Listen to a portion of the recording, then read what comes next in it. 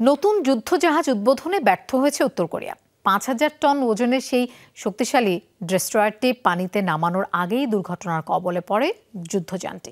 এ ঘটনায় ক্ষোভে ফুঁসছেন দেশটির সর্বোচ্চ নেতা কিম জং উন।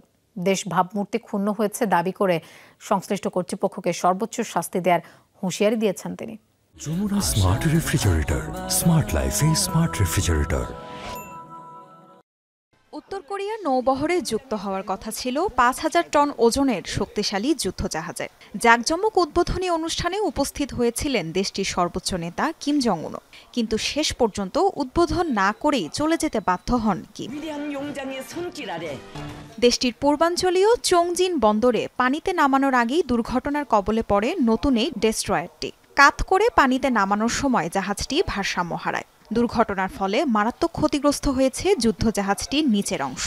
গেল ১৮ মে চংজিন বন্দরটিতে নোঙর করা অবস্থায় একটি যুদ্ধজাহাজের চিত্র ধারণ করে যুক্তরাষ্ট্র ভিত্তিক ম্যাক্সার টেকনোলজিসের স্যাটেলাইট।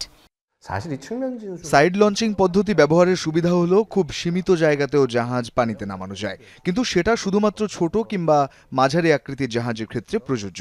উত্তর কোরিয়ার অভিজ্ঞতার সীমাবদ্ধতার কারণে তারা ৫,০০০ টন ওজনের বিশাল যুদ্ধজাহাজ কাত করে পানিতে নামিয়েছে। ভুল পদ্ধতির ফলে জাহাজটি পানিতে ভেসে থাকার ক্ষমতা হারিয়ে ফেলেছিল।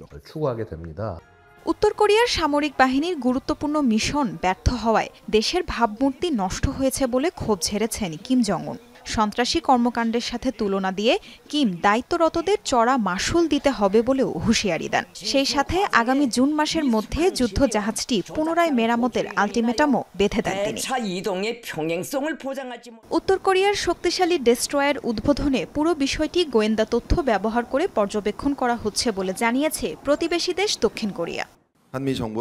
শুরু থেকেই সিওল ও মার্কিন গোয়েন্দা সংস্থাগুলো উত্তর কোরিয়ার শক্তিশালী যুদ্ধযান উৎক্ষেপণের সমস্ত কার্যক্রম গভীরভাবে পর্যবেক্ষণ করছিল। তাদের মিশন ব্যর্থ হয়েছে, সমুদ্রে উল্টো হয়ে পড়ে আছে। আকার ও সক্ষমতা বিবেচনায় ধারণা করা হচ্ছে যুদ্ধজাহাজটি চো হিয়ন যুদ্ধজাহাজের সমতুল্য। গেল মাসে চো হিয়ন নামে আরেকটি মাল্টিপারপাস ডেস্ট্রয়ার উদ্বোধন করে পিয়ংইয়ং। উত্তর কোরিয়ার নিজস্ব প্রযুক্তিতে তৈরি সে যুদ্ধজাহাজের ওজনও ছিল ৫,০০০ টনের বেশি। ৮২টির বেশি ক্ষেপণাস্ত্র ছোড়ার পাশাপাশি পারমাণবিক মিসাইলও উৎক্ষেপণে সক্ষম চো হিয়ন। তাসরিয়ান সোবহান, যমুনা নিউজ।